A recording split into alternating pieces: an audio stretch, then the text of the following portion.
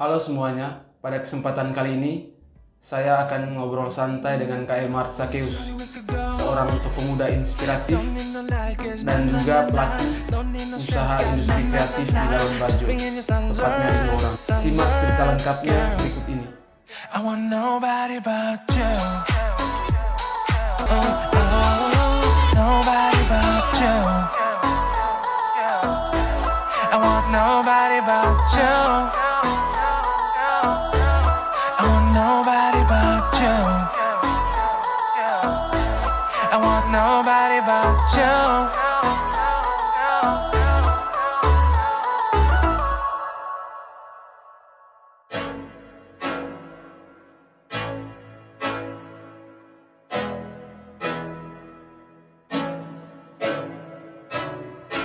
I can't think nothing better than spending my day with you. Ribet kenapa itu? Oh, mapan ya. Iya kak, asik. Yo. Apa kabar, Kak? Kabar baik. Puji Tuhan. Arti lah Bali ho Sekarang lagi itu Kak di Jakarta. Oh di Jakarta Ya. Oh. Iya. Sukses lah, semoga. Amin. Iya. Masih kuliah atau? Ya Kak. Kemarin lanjut tuh. Ya, jadi Iya. ya masih proses itulah. Oh, oke. Mantap. Oke. Berarti suara apa ya? Suara lancar. Oh. Ya. Oke. Ya, Kak. Dari ini apa? Ya, mungkin saat ini kita coba sharing atau berbagi dengan teman-teman semua yang ada di luar sana. Khususnya dari Kai, seperti yang saya tahu, Kai juga merupakan salah satu pelaku usaha industri kreatif lah, khususnya di daerah Labuan Bajo.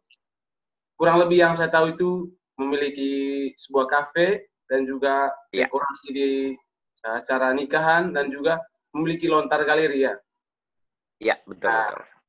Mungkin sebagai seorang pelaku usaha kreatif, hal-hal ini juga terkena dampak pada saat pandemi ini. Barangkali juga itu bisa dibagikan kepada kami. Ya. Pertama berkaitan dengan inisiatif saya sebelumnya, memang ada beberapa usaha yang saya jalani. Yang pertama usaha jasa lukis, itu berkaitan dengan lontar galeri. Jadi kita memberikan peluang usaha dan juga memberikan jasa kepada orang lain. Siapa yang mau memakai jasa kami untuk membuat hotel, restoran atau tempat-tempat penting bagi mereka, itu kami siap untuk melukis di tempat-tempat itu. Terus yang kedua, kita juga punya usaha kafe, dan ini sebagai tempat nongkrong. Dan yang ketiga, kita punya usaha jasa dekorasi, dan kebetulan kalau jasa dekorasi itu kita semacam usaha bersama dengan teman-teman, tapi ada dua yang usaha benar-benar milik pribadi. Berarti ada dua usaha dari Kai sendiri. Ya, kafe sama jasa mural. Ya. Sebetulnya inisiatif saya dulu adalah karena saya tidak punya mimpi untuk masuk di lembaga resmi, kayak untuk masuk ke instansi pemerintahan, instansi pemerintahan. Maka saya berpikir, ya mau tidak mau, saya harus bertarung di luar. Ya, salah satu jawabannya adalah kita harus berwirausaha. Nah, tentu saya juga melihat bahwa potensi terbaik untuk berwirausaha itu sebetulnya adalah yang berkaitan dengan potensi saya sendiri. Artinya saya punya kemampuan di dunia lukis, ya seharusnya saya harus mencari peluang-peluang usaha di arah ke sana. Maka memilihlah usaha jasa mural. Terus kedua, saya juga berpikir kayaknya kalau kita kolaborasi dengan bidang-bidang lain seperti tempat minum, tempat nongkrong, kayaknya ini lebih menarik lagi karena memang kita punya skill untuk menata interior kafe, misalkan seperti itu. Jadi saya pikir kayaknya ini dua usaha yang menurut saya penting untuk saya jalani. Ya.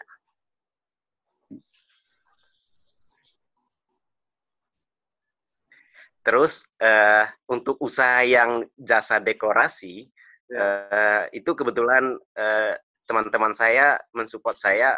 Kayaknya mereka bilang, kayaknya kita punya potensi juga deh untuk potensi ini, peluang usaha ini.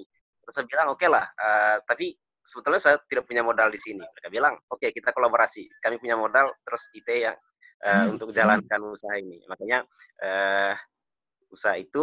tiga usaha itu sekarang sudah berjalan dengan baik. Ya. Oke, terima kasih untuk informasi awalnya. Jadi mungkin saya untuk bagian pertama ini lebih cenderung ke yang usaha bersama itu dan juga kafe. Tentu kan ada perbedaan yang mendasar lah ketika sebelum pandemi ini dan setelah pandemi. Nah, jadi kalau mungkin untuk Lontar Galeri itu karya-karyanya mungkin pada saat pandemi ini lebih banyak lah ya, karena lebih banyak di rumah. Betul. Bagaimana mengenai kafe dan juga usaha dekorasi tadi ketika pandemi ini? Ya, betul. Bagaimana strateginya untuk bertahan? Ya. Oke. Untuk usaha kafe dan dekorasi ini benar-benar terasa ya. Maksudnya sebelum pandemi itu kita melihat potensi yang sangat luar biasa karena setiap hari tamu-tamu wisatawan bule-bule itu sering masuk di tempat saya. Dan menurut saya, wah ini keren sekali. Dan dekorasi juga kita sering dipakai untuk lamaran, sudah itu nikah juga kita sering dipakai. Nah, tapi ketika mulai pandemi ini, wah ini gila sekali. Maksudnya kita sampai tidak ada pendapatan sama sekali. Jadi kita bingung, oh ini kita mau buat apa ini? Dan ini memang satu pukulan berat untuk kami sebagai pelaku usaha. Antara sebelum pandemi dan selama pandemi ini memang kita benar-benar terasa sekali pukulannya. Lalu cara tetap survive di tengah pandemi ini kira-kira seperti apa? Kayak mungkin juga bisa di-share-kan. Saya kira di Labuan Bajo itu dan sekitarnya itu ada banyak teman-teman yang seperti KE yang juga turut merasakan usaha-usaha kecilnya. Iya betul. Ya memang kalau misalkan kita mau lanjut dalam konteks ini, memang ada teman-teman yang sistem hantar. Tapi menurut saya hantar kalau secara ekonomi masyarakat juga hancur, ya sama saja kita mau pakai strategi apapun saat ini memang sangat tidak mungkin. Maka kami berusaha untuk kayak beralih profesi lah. Kalau misalkan sebelumnya kita mencoba sesuatu yang lain lah ya. Iya, kita coba untuk beralih profesi dan kita mencoba untuk garap perkebunan. Jadi itu ya istilahnya daripada kita tidak ada buat apa-apa, lebih baik kita buat sesuatu yang bisa hidup lah, kurang lebih seperti itu. Berdampak lah. Ya, betul. Terus kalau untuk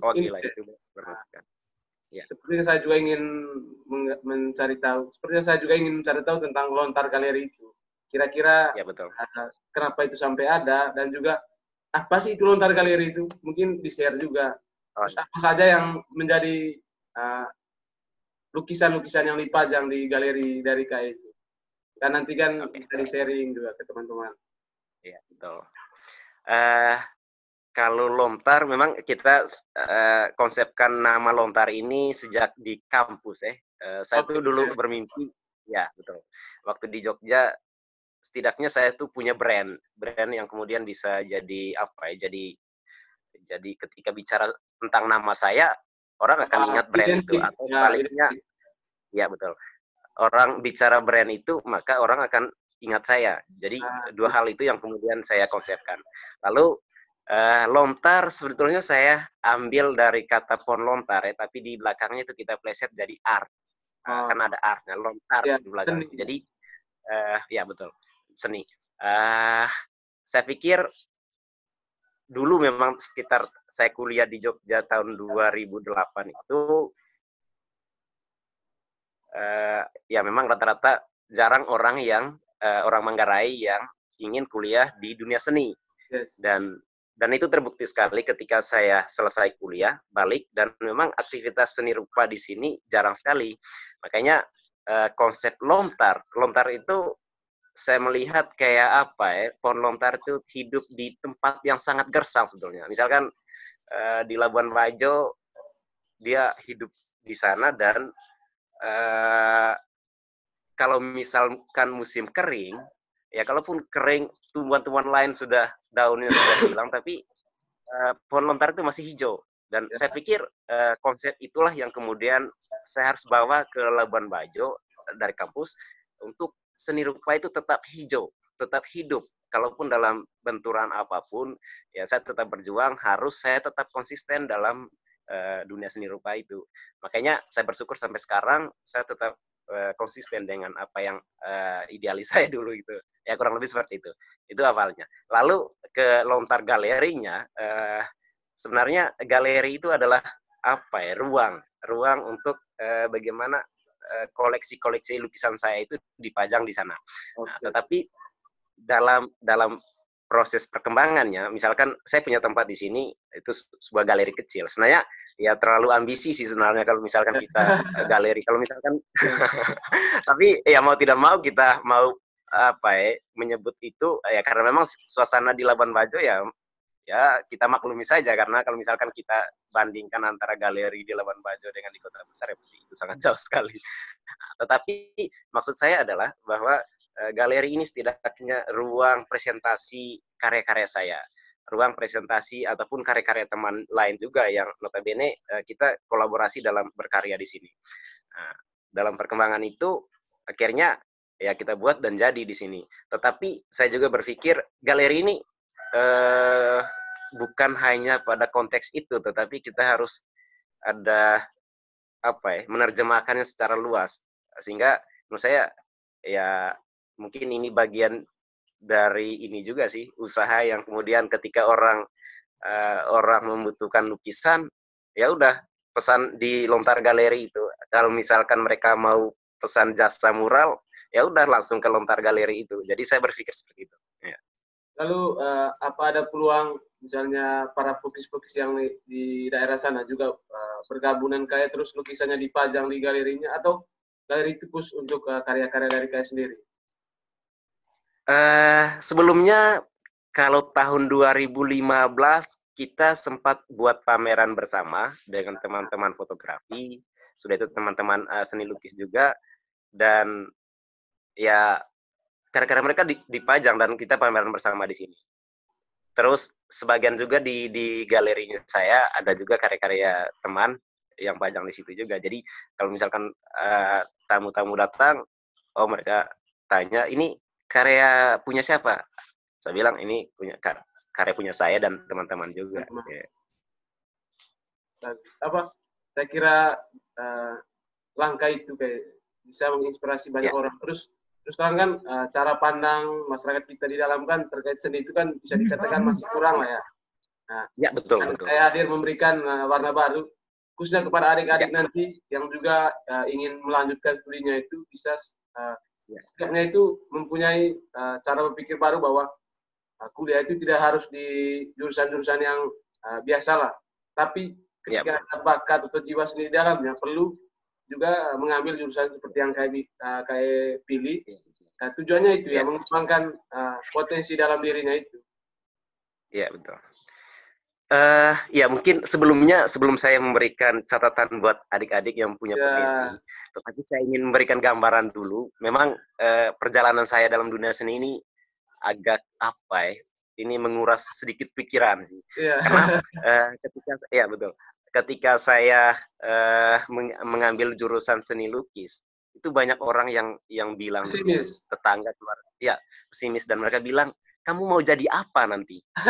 Itu pukulan, wah gila, itu pukulan berat sekali. Pastinya masih ada sih di zaman sekarang, masih ada orang yang bertanya kamu jadi apa. Padahal kan menurut saya ya intinya kan kalau misalkan kita profesional di bidangnya, mau jadi apa saja ya, yang terpenting kita serius. Itu saja menurut saya.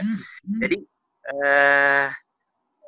pertanyaan-pertanyaan memang menjadi seniman itu adalah menurut saya adalah orang yang cukup gila dalam bagaimana mereka harus keluar dari jalur. Artinya ketika masyarakat dominan berpikir yang baik itu seperti ini, yang baik, yang mapan itu harus kerja di sini, tetapi seniman itu harus mengubah cara berpikir itu. Artinya yang baik belum tentu yang mapan, yang menurut secara dominannya adalah baik, tapi belum tentu itu adalah yang baik. Karena sebetulnya dunia ini kan sangat terbuka, banyak hal yang kemudian kita garap. Sehingga menurut saya kalau misalkan punya potensi di dunia seni, itu kembangkan dengan baik dan harus serius. Itu catatannya, bahwa dalam perjalanannya pasti ada tantangan berat. Lika-likunya pasti itu gila, pasti berat sekali. Tetapi menurut saya kalau kita jalanin sesuatu yang menurut kita itu adalah passionnya kita secara serius, mimpi-mimpi itu akan terwujud. Tetapi memang perlu diketahui juga bahwa ya untuk mencapai mimpi itu tidak tidak hanya dalam 1-2 hari atau 1-2 minggu ataupun 1-2 bulan, tetapi memang untuk mencapai mimpi-mimpi itu ya memang butuh bertahun-tahun untuk kita untuk ya setidaknya apa yang kita hayal, apa yang kita harap itu bisa tercapai. Selanjutnya juga kayak kan tadi kan sudah memberikan gambaran, terus untuk yang kan sekarang kan musim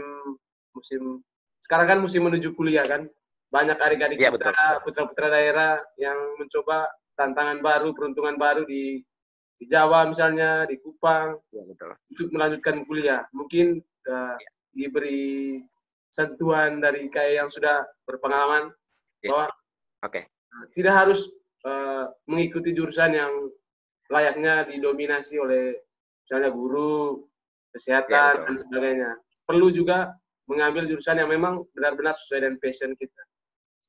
Iya, betul. Ya mungkin ini catatan buat adik-adik saya yang mau melanjutkan pendidikannya di perguruan tinggi.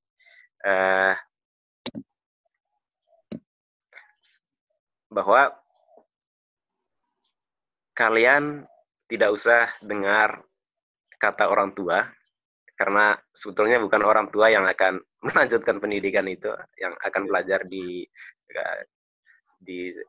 kampus, tetapi kalian sendiri yang akan belajar banyak hal dan menjadi pendobrak di depannya.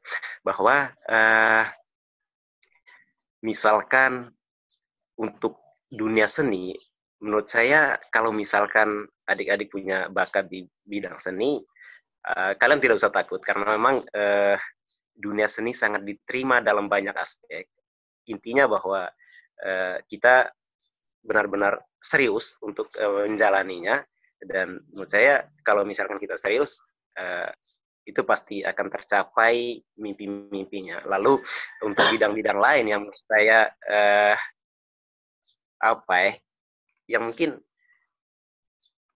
banyak orang yang belum mengetahui itu, misalkan dalam perubahan zaman sekarang lebih banyak bermain dengan digital, ya mungkin potensi-potensi itu yang kemudian adik-adik bisa melihat, karena memang dunia ke depan ini sangat berubah. Dunia tidak lagi 5 tahun ke belakang ataupun 10 tahun yang lalu. Makanya perubahan-perubahan itu adik-adik harus ternyata ini yang kemudian zaman tuntutan zaman ke depannya, ternyata seperti ini. Maka hal-hal baru itu ya mungkin harus dipilih, dan menurut saya itu juga tergantung passionnya. Kalau misalkan passionnya sangat menjawab itu, ya kenapa tidak mencoba untuk mengambil itu.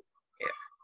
Lalu sejauh mana selama ini Lontar Galeri mengakomodir misalnya anak-anak muda yang juga punya bakat sama dengan KAI? Selain tadi yang kolaborasi pameran, mungkin juga ada yang datang sendiri ke galerinya, misalnya pengen belajar melukis atau bagaimana dengan KAI, itu sejauh ini bagaimana anak-anak muda, bagaimana kayak menerimanya, terus kendala buat saya secara pribadi memang kalau misalkan di bawah 2018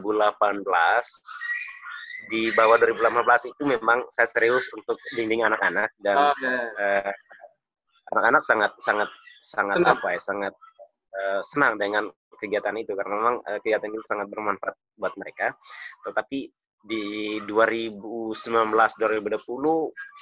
karena saya fokusnya di usaha akhirnya jadi terganggu sih. Tetapi saya tetap punya mimpi untuk saya menjalankan lagi program-program yang semacam itu karena memang respon dari adik-adik itu sangat-sangat luar biasa sekali.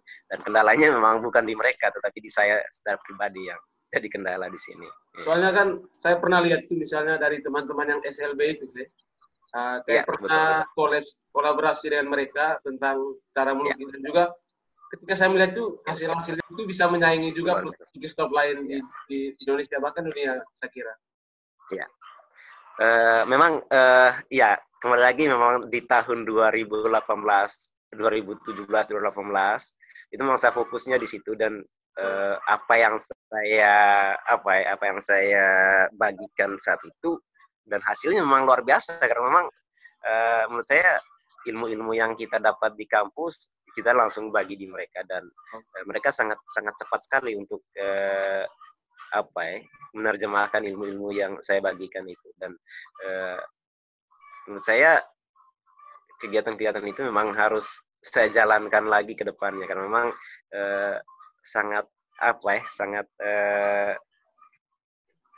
sangat membantu anak-anak untuk mengembangkan bakatnya dengan baik, potensinya dengan baik. Terkait lontar galeri, saya kira ini sangat menarik dan juga saya kira teman-teman di luar sana itu perlu belajar, khususnya teman-teman kita yang dari Manggarai, Labuan Bajo dan sekitarnya perlu belajar banyak dari KAE. Lebih lanjut mengenai usaha tadi, saya coba untuk kembali tadi usaha tadi. Bagaimana tetap kan tadi kan terkait usaha itu saya coba memahami bahwa terkait ada coba menggunakan strategi delivery ya. Iya betul. Tapi kayak kan tidak menggunakan itu. Terus bagaimana sejauh ini? Apakah kafe itu tetap dibuka atau tetap ada pelanggan atau bagaimana? Ataukah memang pandemi ini ditutup? Ya, memang selama ini ada pelanggan yang datang, tetapi karena memang kami konsisten bahwa selama masa pandemi ini kita tutup saja karena memang ya betul. Sehingga selama ini di samping kita garap kebun, kita juga mempersiapkan ketika PSBB ini dibuka kembali. Makanya kita sangat bersyukur ketika dari pemerintah provinsi memberikan arahan bahwa tanggal 15 Juni itu akan dibuka dan itu sangat berita bagus buat kami sebagai pelaku usaha. Dan dalam proses itu menyambut new normal lah ya. Pembukaan kembali PSBB itu, maka ada beberapa kegiatan saya yaitu mengubah total untuk interior kafe. Itu bagian dari strategi sih. Artinya kalau misalkan interior sebelumnya seperti itu, maka new normal ini kita harus benar-benar berubah. Maka selama ini kita sedang melakukan itu. Dan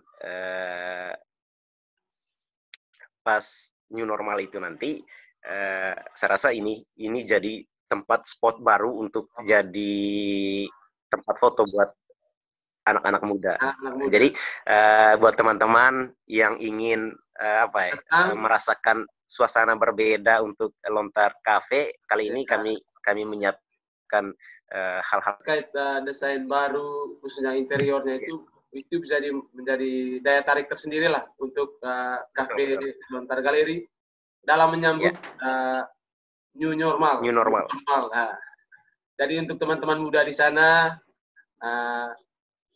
silakan datang dan nikmati suasana yang berbeda. Ya betul. Tadi kan kayak bilang bahwa ini menyambut new normal ini KE sendiri mencoba mengubah desain interior kafe kan? Ya, betul. Selain desain interior itu, mungkin ada hal lain juga yang dibuat atau dijadikan strategi untuk menarik minat teman-teman muda, teman-teman di luar sana yang ingin datang menikmati suasana di kafe. Iya, betul. Kebetulan untuk tahun ini, ya memang ini kerjasama dengan, ini mungkin berita baru bahwa kami sedang kerjasama dengan Kementerian PUPR.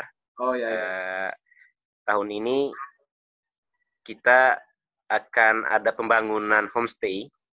Jadi konsep kami kemarin bahwa homestay ini setidaknya menjadi daya tarik tersendiri, daya tarik tersendiri, saling mendukung lah antar kafe dan homestay itu. Dan kali ini kita dapat bantuan, dan menurut saya ini juga adalah bagian apa ya, daya dobrak untuk bisa naik kembali. Kita ada bantuan dari Kementerian PUPR untuk homestay. Ya, menurut saya ini juga bagian dari daya dobrak untuk mengangkat kembali apa ya bisa buat viral juga, karena dari sisi desain homestay ini cukup menarik menurut saya. Sehingga ini akan saling kolaborasi nanti antara kafe sama homestay. Oke, betul itu guys. Mungkin semakin menarik interior dan juga suasananya semakin banyak yang datang. Dan juga mungkin teman-teman di sana juga perlu menyadari bahwa kita semua itu perlu mendukung pelaku-pelaku usaha industri kreatif, khususnya putra-putra daerah lah, untuk terus berkembang. Jangan hanya pergi ke kafenya orang-orang yang tinggalnya saja tidak di Labuan Bajo. Paling kan dengan datang meskipun secangkir atau apa, tapi itu bisa membantu mengembangkan usaha. Sangat membantu sekali. Ya. Berarti sekarang itu lagi persiapan menyambut itulah kayak? Ya, betul. Kita sedang total sekali. Ya memang sekarang ya kalaupun kita sedang rugi, tetapi ya lebih baik kita rugi total sajalah. Intinya kita tetap, menurut saya kita tidak usah mundur lagi, karena kalau misalkan kita sudah melangkah, ya mau tidak mau tantangan semacam apapun beratnya kita harus tetap melewati itu. Sehingga menurut saya ya kali ini kita harus total untuk merubah segala konsep demi untuk meningkat kembali daya tarik kafe.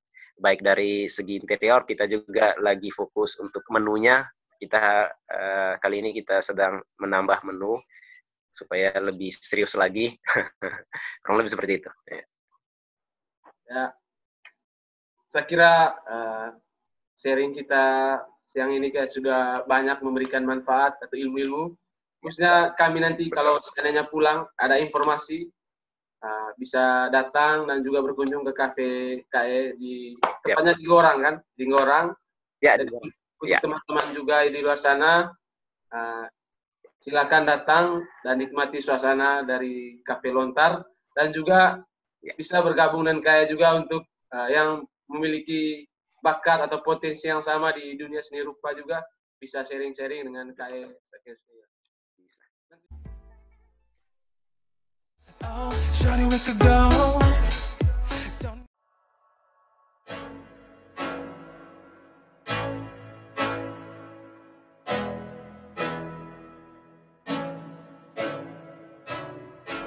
I can't think nothing better than spending my day.